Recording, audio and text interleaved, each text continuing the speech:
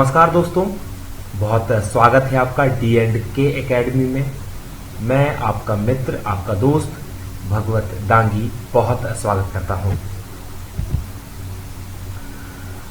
साथियों, काफी समय से मैं इसके ऊपर एक वीडियो बनाने का विचार कर रहा था।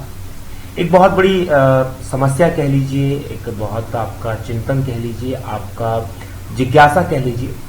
हम में से हर कोई जो एमपीपीएससी की परीक्षा दे रहा है और प्रारंभिक परीक्षा में सफलता प्राप्त करना चाहता है, तो उसके ऊपर किस तरह से सफलता प्राप्त की जाए, कैसे उसकी तैयारी की जाए, किस तरह से पढ़ाई की जाए, तो इन सब के ऊपर काफी समय से मुझे रिक्वेस्ट आ रही थी कि सर इस पर एक वीडियो आपकी तरफ से बनाया जाए। तो आप सभी की इसी मांग को देखते हुए ये वीडियो मेरे द्वारा बनाया जा रहा है। यदि आप ये वीडियो को देख रहे हैं तो एक बात इससे बहुत स्पष्ट है कि आप पीएससी की परीक्षा देने के इच्छुक हैं, आप उसकी तैयारी कर रहे हैं या उसके बारे में जानने के इच्छुक हैं। तो ये जो वीडियो होगा कि किस तरह से एमपीपीएससी की परीक्षा की तैयारी की जाए, आपकी ऐसी बहुत सारी जिज्ञासाओं को शांत करने का मैंने इसमें प्रयास किया है। तो बहुत ध्यान से इस वीडियो को पूरे को आप देखें।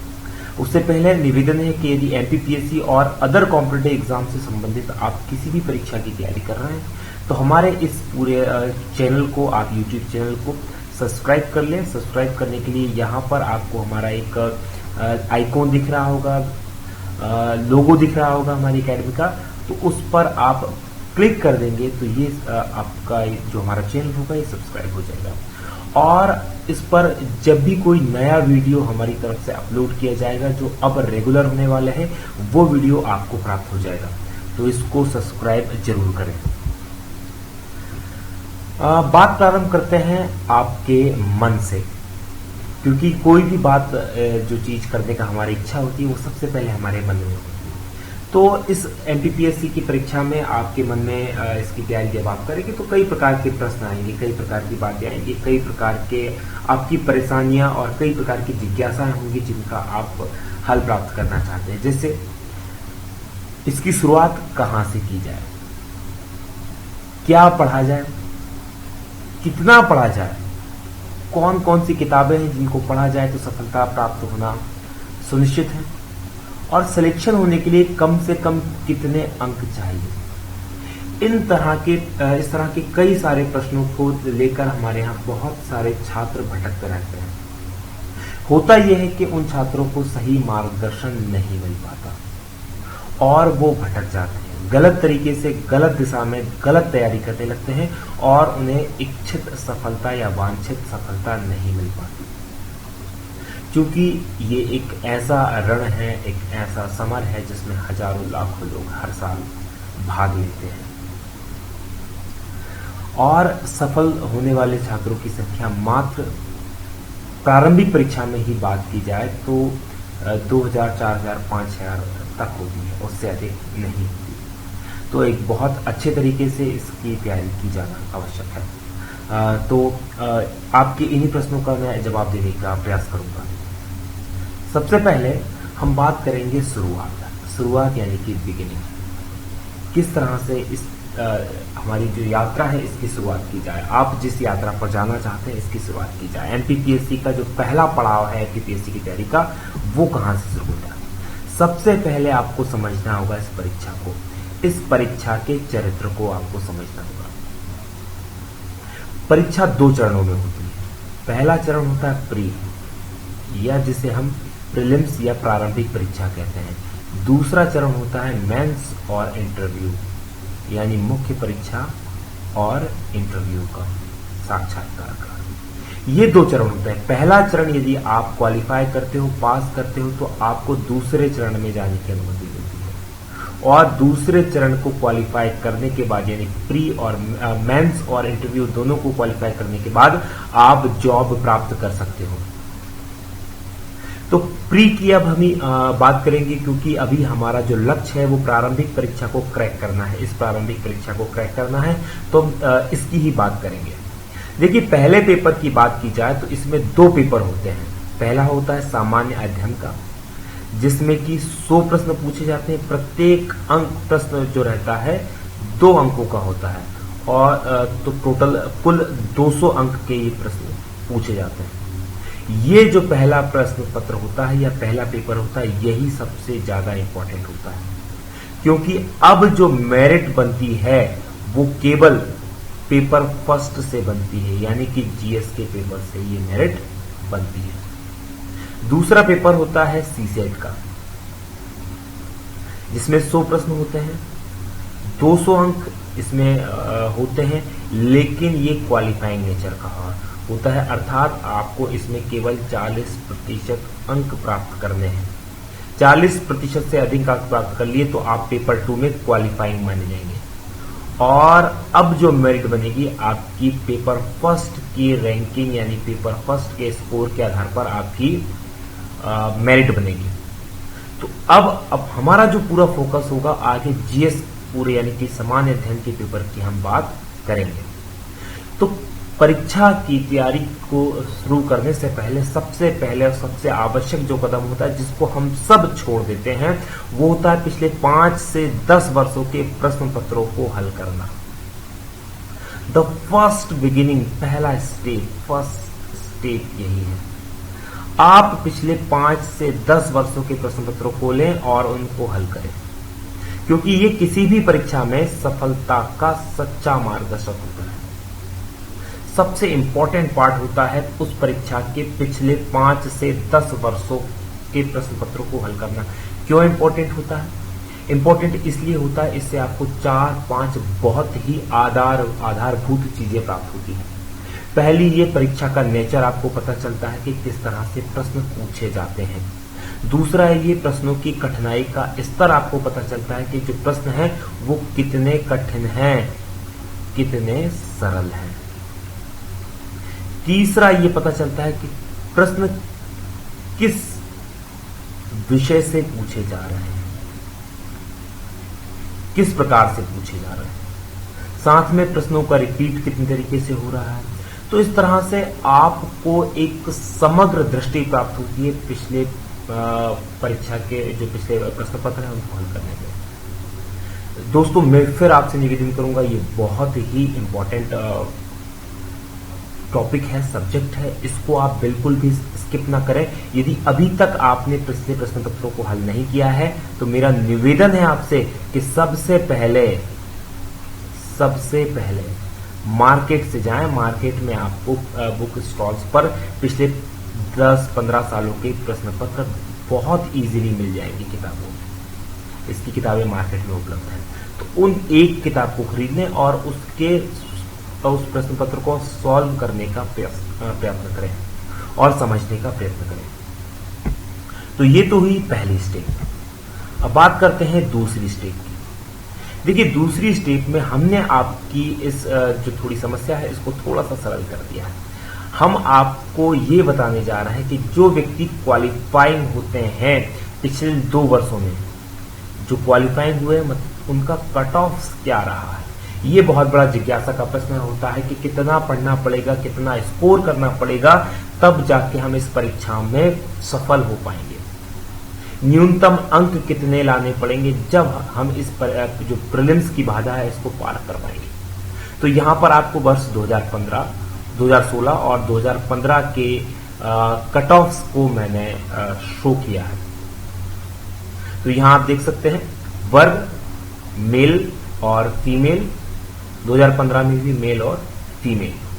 सामान्य वर्ग की बात करें तो 2016 में सामान्य वर्ग में 162 अंक जो रहा, कट ऑफ रहा था सामान्य वर्ग का 162 अंक, अर्थात ये जो स्कोर हुआ था ये 192 में से हुआ था, 200 में से नहीं हुआ था, क्योंकि 4 प्रश्न यानी 8 नंबर के प्रश्न गलत थे, इस कारण डिलीट कर दिए गए थे, जिस कारण से इसकी जो जांच हुई थी वो 192 अंकों से ही हुई थी। सही है, 192 अंक से ही इसकी जांच की गई थी। तो जो कट ऑफ था ओबीसी के जनरल के लिए वो था 84.37%, मतलब 85% ओबीसी बॉयज के लिए। वहीं गर्ल्स की बात करें तो ये 81% था। ओबीसी की बात सामान्य के लिए था। ओबीसी की बात करें तो ओबीसी के लिए 158 अंक यानी 82%, लगभग 83% अंक। गर्ल्स ओबीसी 78% अंक। OBC SC boys 152 number 79%। Girls 144 number 75%। ST की बात करें तो बॉयज के लिए 150 यानी कि 78%, वहीं गर्ल्स के लिए 134 यानी कि 79 यानी 70%। मतलब अब आप देख लें, आप जिस कैटेगरी में हैं कम से कम इतने अंक आपको प्राप्त करने होंगे। मतलब 85% अंक प्राप्त किए बिना आपका काम नहीं चल सकता। 2015 की बात करें तो 2015 में जो स्कोरिंग हुई थी वो 95 क्वेश्चंस पे हुई थी, क्योंकि 5 क्वेश्चंस डिलीट कर दिए गए थे। और अंक जो प्राप्त हुए थे वो 190 में से सामान्य वर्ग के लिए कट ऑफ था 156 यानी 82%। वहीं गर्ल्स के लिए ये था 77%, 148 नंबर। ओबीसी के लिए ये था 152 नंबर यानी 80%। वहीं ओबीसी गर्ल्स के लिए, लड़कियों के लिए था 74.73 यानी कि 75%। एससी की बात करें तो एससी के गर्ल्स बॉयज के लिए 142 नंबर यानी 74.73 यानी कि लगभग 75%। लड़कियों के लिए, गर्ल्स के लिए 136 यानी कि 71.59 72%। एसटी की बात करें तो 134 अंक यानी कि 70.52%। और फीमेल्स की बात करें तो 126 यानी 66.31 लगभग 67%। अब आप जिस कैटेगरी में है उसको देख लें। यहां से एक बात बहुत स्पष्ट रूप से समझ में आ गई है। बात यह समझ में आई है कि अंक जो है लगभग 80 से 85% के बीच में आपको स्कोरिंग करना है यदि आप सामान्य से हैं। और अगर आप गर्ल्स हैं तो आपका 78 से 80% में काम हो सकता है। ओबीसी वालों को भी लगभग इसी रेंज में, मतलब 80% से प्लस आपको मान के चलना है। और आप जिस वर्ग में आते हैं उसके अनुसार ये देख सकते हैं। यहाँ दो बातें और मैं बताना चाहूंगा, नोट स्पेशल है, थोड़ा सा ये देख लें। पहली ये कि कट ऑफ दो चीजों से प्रभावित होता है। पहला है तो सीटों की संख्या और दूसरी होती है प्रश्न पत्र की कठिनाई। जैसे 2016 की बात करें तो 2016 में 255 सीटें थी मात्र, जबकि 2015 में 400 प्लस सीटें थी। तो इसलिए ये जो कट ऑफ था थोड़ा सा कम था और इस बार कट ऑफ थोड़ा सा ज्यादा गया। पेपर लगभग एक जैसा ही था, लगभग एक जैसा था दोनों में कठिनाई का स्तर, इसलिए ये जो कट ऑफ में अंतर है। तो मतलब लगभग आपको 85% अंक तो प्राप्त करना ही होंगे। मात्र 15% यानी 15 क्वेश्चन गलत करने की गुंजाइश अब आपके पास बची है। तो इस चीज को बहुत ध्यान में रखें, क्योंकि ये अब आपको जागृत रखेगा आने वाली जो परीक्षा है उसके लिए। अगली बात करते हैं, अब हम बात करते हैं सबसे महत्वपूर्ण पार्ट, जो है पिछले 5 वर्षों के प्रश्न पत्रों के विश्लेषण का, कि किस विषय से कितने प्रश्न पूछे गए हैं, उनकी संख्या क्या रही है और कितना वो इंपॉर्टेंट रहे हैं। चलिए बात करते हैं सबसे पहला मध्य प्रदेश। मध्य प्रदेश में 2000, ये जो पहली लाइन है वो है 2016 में 23 प्रश्न, 2015 में 18, फिर 2014 में 23 प्रश्न, 2013 में 13 प्रश्न और जबकि 2012 में 23 प्रश्न पूछे गए हैं। मतलब ये आप मान के चलें 15 से लेकर 25 तक प्रश्न इससे बनते हैं मध्य प्रदेश से। दूसरा है कंप्यूटर। कंप्यूटर से 2016 में 9 प्रश्न, 2015 में 9 प्रश्न, 2014 में 7 प्रश्न, 2013 में 7 प्रश्न और 2010 में 10 प्रश्न। मतलब कि 7 से लेकर 10 प्रश्न तक बनते हैं कंप्यूटर से। तीसरा है अधिनियम यानी एक्ट। 3 एक्ट पूछे जाते हैं, SC/ST act 1989, civil protection act 1955 and human rights protection act 1995। ये 3 एक्ट पूछे जाते हैं। 2016 की बात करें तो एक्ट से 5 क्वेश्चन आए थे। 2015 में भी 5 क्वेश्चन थे। 2014 में 6 क्वेश्चन थे। 2013 में 9 क्वेश्चन थे और 2012 में 7 प्रश्न पूछे गए थे। इसलिए बहुत इंपॉर्टेंट है। विविध की बात करें तो विविध वाला पोर्शन लगातार बहुत प्रश्न देगा। 2016 में 12 प्रश्न, 2015 में 10 प्रश्न, 2014 में 5 प्रश्न, 2013 में 17 प्रश्न और 2012 में मात्र 3 प्रश्न इससे पूछे गए थे। पर्यावरण 6 प्रश्न 2016 में, 4 प्रश्न 2015 में, 7 प्रश्न 2013 में, 2 प्रश्न 2012 और 2013 में 2 प्रश्न पूछे गए थे। इतिहास की बात करें तो इस वर्ष 4 प्रश्न पूछे गए हैं। पिछले वर्ष 9 प्रश्न पूछे गए थे। 2014 में 14 प्रश्न पूछे थे। 2013 में 9 प्रश्न और 2012 में 10 प्रश्न पूछे गए थे। मतलब 5 प्रश्न से लेकर 15 प्रश्न तक इससे पूछे जाने की संभावना हमेशा रहती है। करंट अफेयर यानी समसामयिकी की बात करें तो इस वर्ष 9 प्रश्न करंट अफेयर से थे। पिछले वर्ष मात्र 2 प्रश्न पूछे गए थे। उससे पहले 2014 की बात करें तो उसमें 8 प्रश्न पूछे गए थे। 2013 में 2 प्रश्न और 2012 में 9 प्रश्न पूछे गए थे। विज्ञान की बात करें तो विज्ञान का परसेंटेज इस बार काफी बढ़ गया है। इस बार 10 प्रश्न थे, इससे पहले 8 प्रश्न थे, जबकि 2014,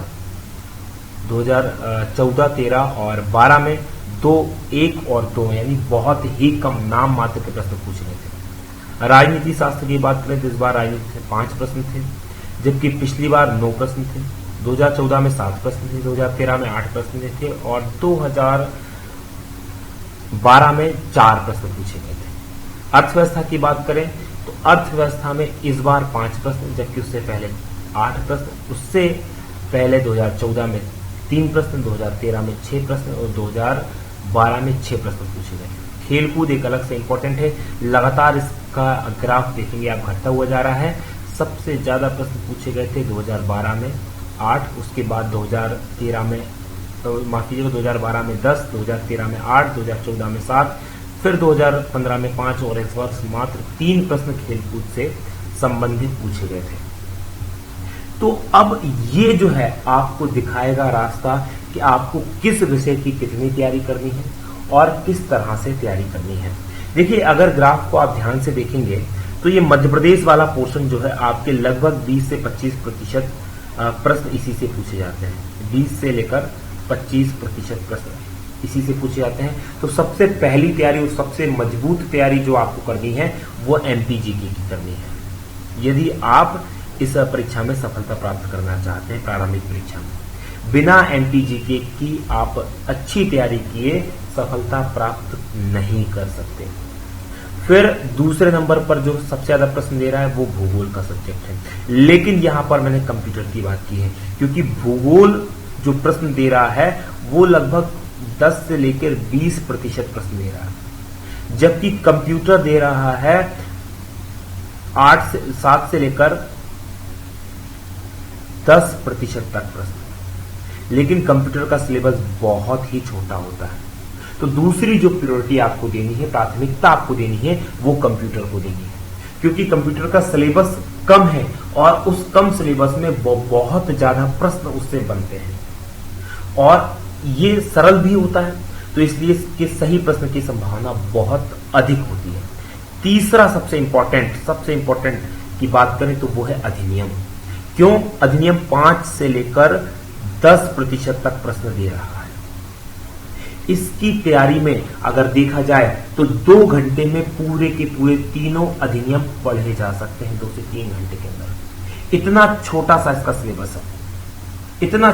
सिलेबस है, तो मित्रों बहुत इंपॉर्टेंट है ये।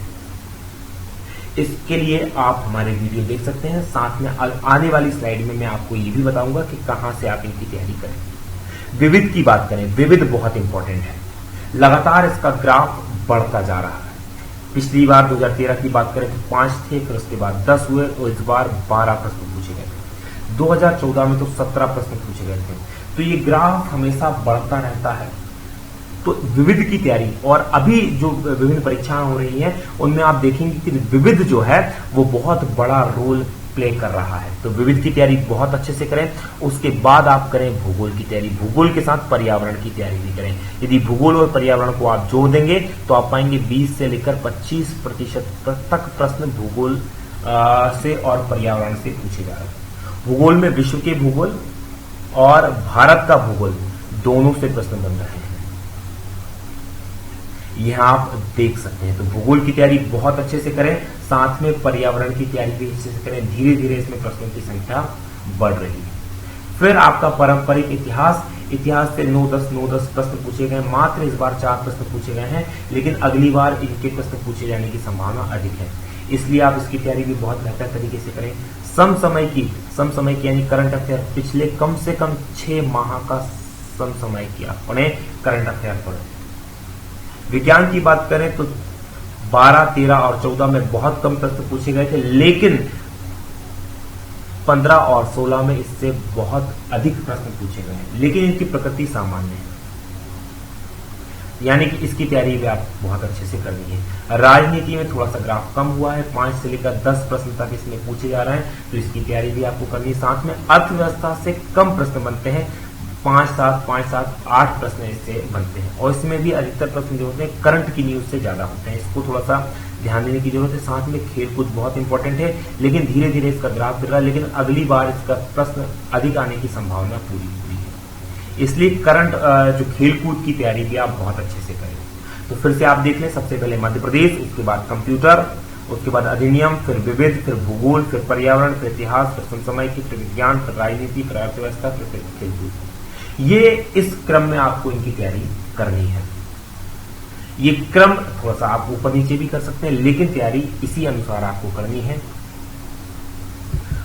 अगला इंपॉर्टेंट जो बातें हैं, अब ये प्रश्न कई बार मेरे से पूछा गया है कि सर बुक्स कौन सी लें जो हमारे लिए उपयोगी सिद्ध हो सकती है। तो किताबें, मध्य प्रदेश के लिए आप मुकेश महेश्वरी के नोट्स आप ले सकते हैं, अरिहंत की बुक, उपकार की बुक ले सकते हैं। साथ में हमारा जो YouTube चैनल है जहां ये वीडियो आप देख रहे हैं, उसको यहां जाकर आप सब्सक्राइब कर लें, क्योंकि हम मध्य प्रदेश के लिए एक स्पेशल सीरीज निकालने वाले हैं। जल्दी आपको YouTube पे free of cost Madhya Pradesh के वीडियोस मिलेंगे, तो आप इसको सबसे पहले सब्सक्राइब कर लें। तो ये आप तीनों इसमें से कोई भी एक आप ले सकते हैं। मुकेश महेश्वरी की बुक ले लें, या अरिहंत की, या उपकार की, हमारे वीडियो ऑप्शन है, आप इनमें से बुक जरूर लें और प्लस हमारे वीडियो जरूर देखें। तो एक तो ये है, मैं सजेस्ट करूंगा मुकेश महेश्वरी। फिर बात आती है कंप्यूटर की। कंप्यूटर के लिए आप परीक्षा मंथन प्रकाशन की एक बुक आती है, कंप्यूटर की स्पेशल एडिशन आता है, 8th एडिशन था, इसको जरूर लेने। ये सबसे बेस्ट बुक है कंप्यूटर की तैयारी के लिए। विविध और खेलकूद की बात करें तो लूसेंट का जो सामान्य ज्ञान है, लूसेंट को तो मध्य प्रदेश की हम बात करें तो स्पेशली मैं तो ये कहूंगा कि कंपटीशन एग्जाम के माई बाप अगर कोई वर्तमान में बन गई है तो वो लूसेंट बन गई है। तो लूसेंट से सिर्फ आप विविध की तैयारी और खेलकूद की तैयारी करें। मैं फिर बोल रहा हूं, सिर्फ विविध और खेलकूद की तैयारी आप करें। अधिनियम के लिए हमारे वीडियो, आप तीनों वीडियो, बहुत शानदार वीडियो आपको मिल जाएंगे। ये जो चैनल है इसको सब्सक्राइब कर लें। इसी चैनल पे हमारी तीनों के तीनों वीडियो डले हुए हैं। आधे घंटे के लगभग तीनों वीडियो हैं। 1.5 घंटे में आप इनकी बहुत अच्छे से तैयारी कर सकते हैं। साथ में आप पुणे करके नोट्स भी ले लें। लेकिन इस बार कुछ प्रश्न आपको लगेंगे, शायद इस बार का 2016 का यदि आप प्रश्न पत्र हल करेंगे तो कुछ क्वेश्चन इसके ऐसे आए हैं कि जो कि नए जो उपनियम जुड़े हैं उनसे पूछ लिए गए हैं, या बाद में नियम बनाए गए उनसे प्रश्न पूछ लिए गए। मतलब इसकी आप समग्र अध्ययन की आपको आवश्यकता है, इसलिए आप इनका बहुत डीपली अध्ययन करें। भूगोल की बात करें तो परीक्षा वाणी प्रकाशन की भारत का भूगोल और विश्व का भूगोल बहुत अच्छी पुस्तकें हैं। आपको ये पुस्तकें मिल जाएगी, पूछ लीजिएगा, इलाहाबाद से प्रकाशित होती हैं। परीक्षा वाणी बहुत अच्छी पुस्तकें हैं, इसमें आप भारत का भूगोल और विश्व का भूगोल दोनों अलग अलग पुस्तकें आती हैं, ये ले सकते हैं। पर्यावरण के लिए परीक्षा वाणी प्रकाशन की पुस्तक आती है, वो ले सकते हैं, या परीक्षा मंथन प्रकाशन का भी स्पेशल एडिशन इसके लिए आता है। इतिहास के लिए आप अरिहंत उपकार की आप कोई बुक ले लें। साथ में आधुनिक भारत के इतिहास के लिए स्पेक्ट्रम प्रकाशन की बहुत इंपॉर्टेंट बुक आती है, ये जरूर लें आप। समसामयिकी के लिए कोई भी आप एक मासिक पत्रिका, चाहे वो सक्सेस मेरा हो, चाहे वो पीडी हो, चाहे वो अरिहंत की हो, कोई भी एक मासिक पत्रिका लगवा सकते हैं। और एक एमपी के लिए घटना चक्र वगैरह ऐसी कोई जिसमें मध्य प्रदेश का करंट मिलता रहे, वो एक मासिक पत्रिका आप ले लें।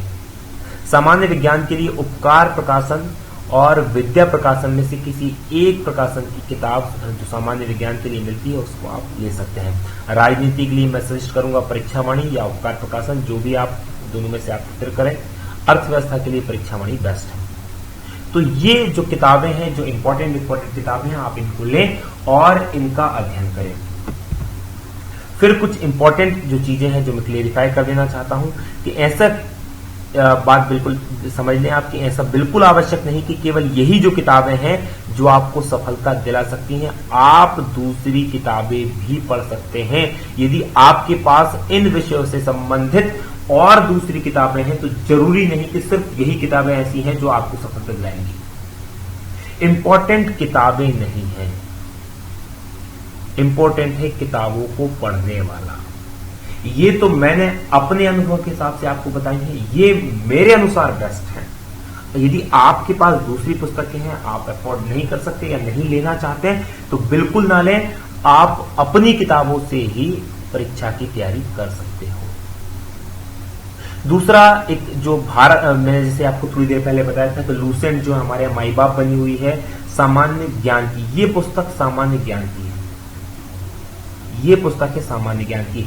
जबकि इस परीक्षा में आपसे पूछा जाएगा सामान्य अध्ययन, यानी स्टडी आपको करना है, सिर्फ नॉलेज नहीं लेना। और जीके यानी कि सामान्य ज्ञान और जीएस में बहुत अंतर होता है। जीके होता है सिंपल नॉलेज, स्टैटिक, सीधी बातें, सीधे फैक्ट्स, जबकि जीएस डिमांड करता अध्ययन की, स्टडी की, डीप नॉलेज की। तो आपको इसके लिए जीएस की आवश्यकता है, ना कि जीके की आवश्यकता है। तो लूसेंट का सामान्य ज्ञान सिर्फ विविध के लिए आप पढ़ें। ऐसी जो किताबें होते हैं केवल ये रिवीजन के लिए, मैं कह रहा हूं ये किताब बुरी बिल्कुल भी नहीं है, लेकिन ये किताब केवल रिवीजन के लिए है। जब आप सारी इन सबको पढ़ लें और फिर से आपको रिवाइज करना है तो उसके लिए बहुत बेस्ट किताब है। बाकी ये किताब अध्ययन के लिए नहीं है। फिर किताबों को केवल इकट्ठा ना करें बल्कि उनका अध्ययन करें, ये सबसे ज्यादा जरूरी है। होता क्या है कि कई बार हम बहुत सारी किताबों को इकट्ठा कर लिए और उनको पढ़ा नहीं, तो वो हमारे लिए कोई काम का नहीं होगा। फिर अध्ययन में नियमित रहें। जो भी आपके पास समय है उन समय की नियत रखें। प्रतिदिन 1 घंटा, 2 घंटा, 3 घंटा, जितना आप मैक्सिमम निकाल सकते हैं उतना आप अध्ययन करें।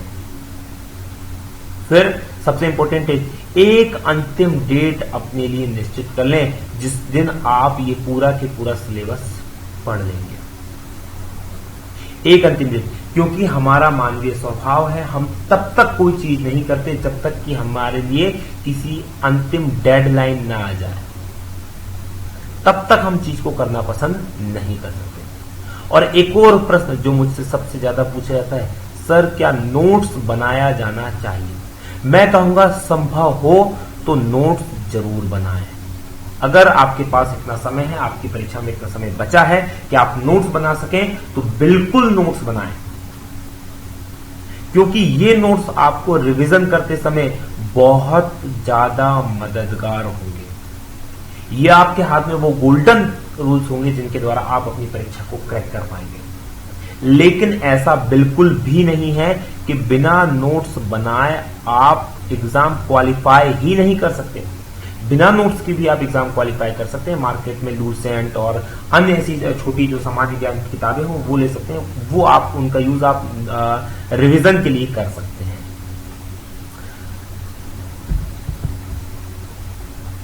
तो ये हमारी बात। अब अंतिम बात मैं आपसे कहूंगा कि अब केवल सिर्फ और सिर्फ एक चीज है जिसकी आपको आवश्यकता है, वो है दृढ़ इच्छा शक्ति।